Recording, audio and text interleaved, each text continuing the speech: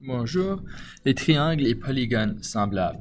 Donc, un polygone, c'est un objet de dimension avec plusieurs côtés. Donc, les triangles sont des polygones, carrés, rectangles, etc. Pour qu'un polygone ou que des polygones soient semblables, leurs côtés doivent être proportionnels. Donc, ceci devrait nous faire penser à nos leçons précédentes lorsqu'on parlait du facteur d'agrandissement.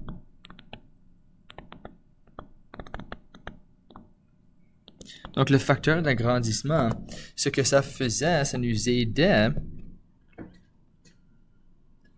à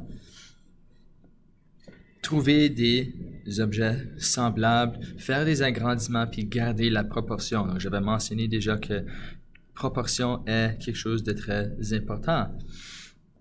Lorsque ça vient au triangle semblable, on peut faire la remarque suivante. Si deux des angles sont congruents, ceci voudrait dire que les trois le sont. Donc, si deux des angles sont congruents, ce que congruent veut dire, ça veut dire qu'ils sont égales. Donc, par exemple, ici, on a un angle de 50 degrés et de 50 degrés. 40 et 40. À cause de ce fait, on peut dire que ces deux triangles sont semblables à cause de les angles. Donc, si les triangles sont semblables, on peut déterminer la mesure d'un côté manquant, car la proportion entre 22 et 38 doit être égale à la proportion de 16 et x.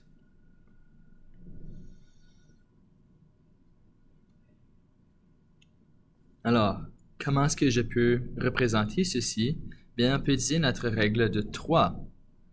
Donc, pour notre règle de 3, je suggère d'utiliser des titres. OK? Pour s'assurer qu'on compare les bonnes informations.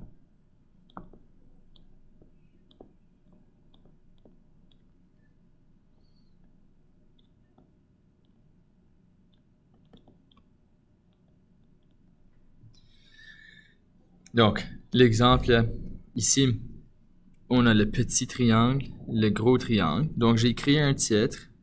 Petit triangle, je vais le comparer, donc écrire un rapport avec le grand triangle.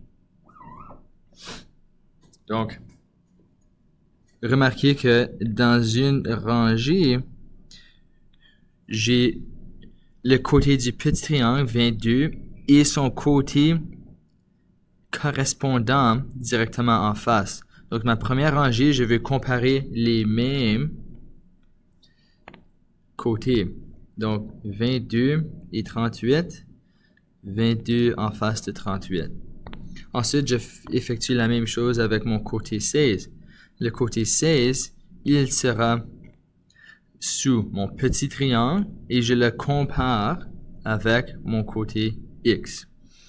C'est pour dire que le rapport doit être proportionnel. Par exemple, 22 sur 16 doit être égal à 38 sur X. Et donc, ma règle de 3 me permet d'effectuer ce calcul. Donc, 38 fois 16 et 16 divisé par 22. Donc, X est égal à 27,6. Et si vous effectuez le calcul, 38 divisé par 27,6 est égal à 22 sur 6. Les rapports entre les côtés sont égaux.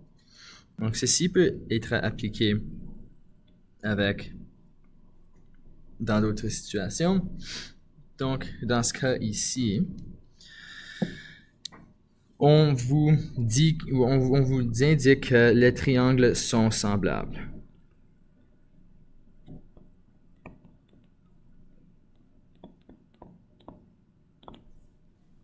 Donc, ils le sont semblables. C'est maintenant à identifier quel côté correspond à lequel. Donc, dans mon gros triangle, j'ai le long côté 8 qui va correspondre au long côté 4. Donc, comme avant, j'écris ma règle de 3. J'ai mon petit triangle comparé à mon grand et j'écris les informations comparables. Par la suite, 2.5, bien, je le mets sur la colonne du grand triangle. Et quel côté correspond à 2.5? Bien, c'est x. Alors, mon rapport entre 4 et 8 doit être pareil que x et 2.5. J'applique ma règle de 3. Ceci veut dire que 4 fois 2.5 divisé par 8 est égal à x. Alors, x est égal à 4 fois 2,5 divisé par 8. Donc, x est égal à 5 quarts ou encore 1,25. Alors, ça, c'est la mesure de x. Pour le prochain exemple, peut-être pas évident, mais nous avons ici deux triangles. J'ai le petit triangle en dedans et j'ai le grand triangle ici. Et puisque le petit triangle se trouve en dedans du grand triangle, ils sont forcément semblables parce qu'ils partagent ces angles ici. Ils partagent les mêmes angles. Alors, pour effectuer ceci, comme j'ai dit, commencez avec des titres. Donc, je veux mon petit triangle et je vais lui comparer au grand. Quelle information connaissons du petit triangle? Bien, le 8 pieds ici. Donc, j'écris mon 8 pieds. Et je vais lui comparer à quelle distance? Bien, 3 pieds représentent seulement ceci. Alors, si ça c'est 3 pieds, ceci est 8 pieds, la somme est 11 pieds. Ensuite, petit triangle, je connais sa hauteur.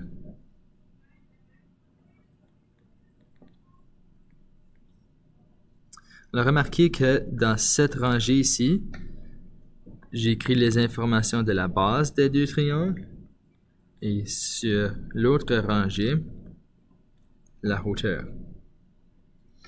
Maintenant, le 3 pieds correspond au x de mon grand triangle et j'applique ma règle de 3 ici.